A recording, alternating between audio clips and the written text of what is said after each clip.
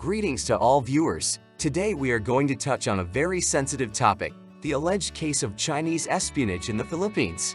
But before we get into the details, let me introduce the main character of this story, Alice Lil Gu, the mayor of the small town of Bambang.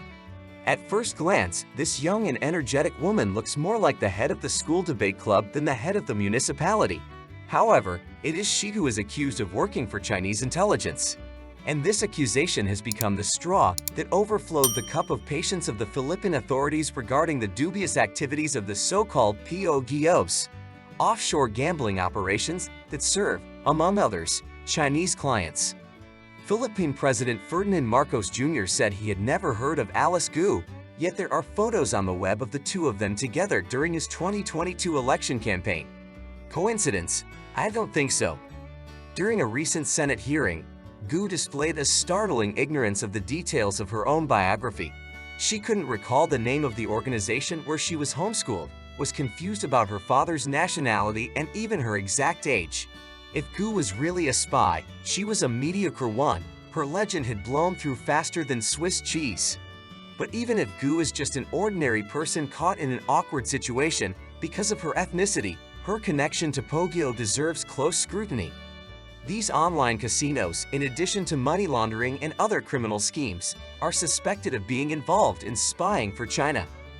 During one of the police raids in the POGO complex owned by Gu, hundreds of employees, including about 200 Chinese citizens, were found extorting information from gullible customers under the guise of virtual lovers. And the complex itself is located just 30 kilometers from the airbase where the US military is stationed. Coincidence? Hardly. The problem is that POGOs became a hotbed of criminal activity and espionage after former President Rodrigo Duterte began rapprochement with China. Under his leadership, visa requirements for Parsi citizens were relaxed, opening the floodgates to an influx of Chinese criminal gangs, often linked to the Chinese Communist Party. One senator even accused Duterte-era officials of accepting more than $800 million in bribes from POGO and other corruption schemes. And once upon a time, gambling was considered just a harmless pastime. Now Philippine authorities are trying to curb this threat to national security by tightening regulations on POGOs and evicting them from areas adjacent to military installations. But solving the problem will not be easy, given the extent of Chinese criminal influence infiltration.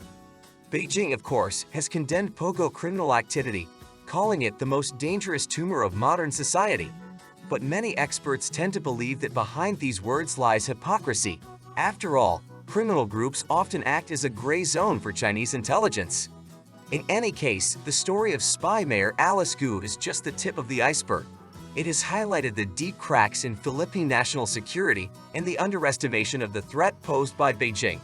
Henceforth, Filipinos will have to be on their guard against falling prey to Chinese intelligence services skillfully disguised as gambling.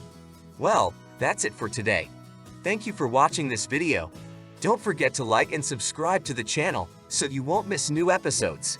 I wish you vigilance and sanity in this confusing world. See you soon.